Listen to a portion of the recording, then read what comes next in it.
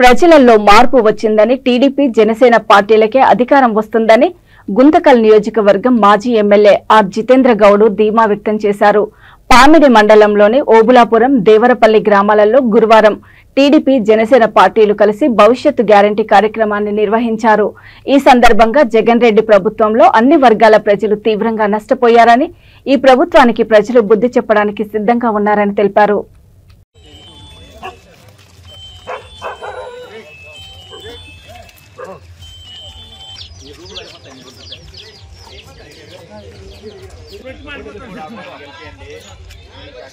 సిలిండర్లు ఫ్రీ ఇస్తారు సంవత్సరానికి.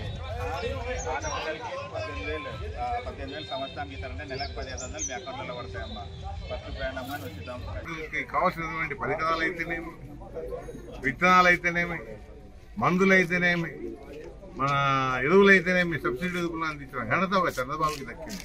కానీ ఈ ప్రభుత్వం వచ్చినాక రైతులకి ఏ కొసానైనా కానీ సహాయ సహకారాలు అందించలేకపోయింది. మరి ఇలాంటి ప్రభుత్వానికి బుద్ధి చెప్పే నిర్ణయం, ఒక నిర్ణయం రైతులంతా తీసుకున్నారు. ఖచ్చితంగా బుద్ధి చెప్తారు. ఇదే విధంగా మన మహిళల్ని తీసుకోండి, మహిళలకి చాలా న్యాయం చేస్తూ ఉన్నారు. మహిళలకి ఏ కొసానా కూడా న్యాయం జరగలేదు. దగ్గర దగ్గర 1400-500 మంది మహిళల పైన అత్యాచారాలు జరిగితే ఒక్క కేసైనా కానీ నిరూపించి వాళ్ళకి జైలు శిక్ష చేసిన పాపానికి పోలే. ఈ ఎవరైతే నిందితులు ఉన్నారో ఈ నిందితులకంతా ఈ జగన్మోహన్ రెడ్డి ఆయన సహాయ సహకారాలు అందుతున్నాయి కనుక పోలీసు అధికారులు కూడా వాళ్ళని అరెస్ట్ చేయలేకపోతా ఉన్నారు. కోర్టులు కూడా వాళ్ళకి శిక్షించలేకపోతా ఉంది. అంటే ఇక్కడ ఈ ప్రభుత్వం వచ్చినాక మహిళలకు రక్షణ లేకుండా పోతా ఉంది.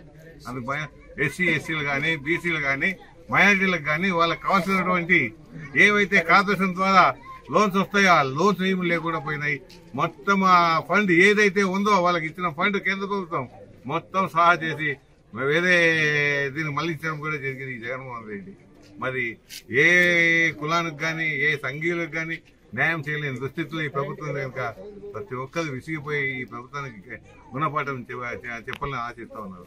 కొంతమంది మహిళలు అంటున్నారు, అన్న ఇదేం ప్రభుత్వం అన్నా, తల్లి చెల్లికి న్యాయం చేయలేనివాడు మన రాష్ట్రానికి ఏం న్యాయం చేస్తాడని అంటున్నారు. చాలా బాధాకరంగా మాట్లాడుతూ ఉన్నారు. మరి కొందరు అంటూ ఉన్నారు, అయ్యా సొంతము చిన్నాయన తను ఎత్తుకొని తిరిగి తిప్పినటువంటి చిన్నాయన్ని హత్య చేస్తే ఆ హత్య చేసిన నిందితుల్ని ఈయన కాపాడాలని చూస్తున్నాడు.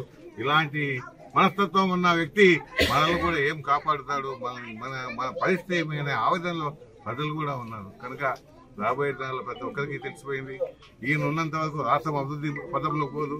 రాయలసీమ ఈ పిల్లలు, ఈ ఎదురు పిల్లలు ఇవ్వడం చదువుకున్న పిల్లలు ఏది రాజధాని అంటే చెప్పలేని దుస్థితిలో ఉన్నారు. రాజధాని నాశనం చేసి పెట్టాడు.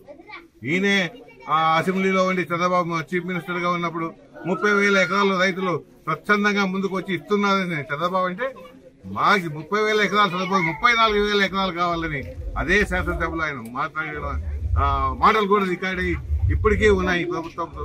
మరి 34 ఎకరాలు ఇప్పించినాక దాన్ని 10,000 కోట్లు ఖర్చు పెట్టి రోడ్లు, భవనాలు నిర్మించినాక ఈ రాజధాని వద్దు, అమరావతి వద్దు అని 3 ముక్కలాగా అడుగుతూ ఈ రోజు ఆంధ్రప్రదేశ్ మన రాజధాని లేకుండా చేసిన నీచ నికృష్టుడు జగన్మోహన్ రెడ్డి. ఇదే కాదు, ఏదైతే మన అందరికీ జీవనాడి అయినటువంటి పోలవరం ప్రాజెక్టు, అది ఎంతో ప్రాముఖ్యత గల ప్రాజెక్ట్.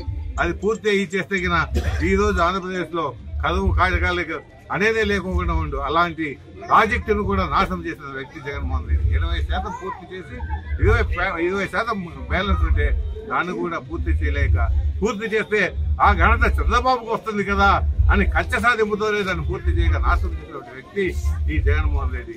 రాబోయే దినాల్లో ప్రజలు ఈ జగన్మోహన్ రెడ్డికి ఖచ్చితంగా గుణపాఠం చేస్తారు. చంద్రబాబు ముఖ్యమంత్రి అవుతాడు.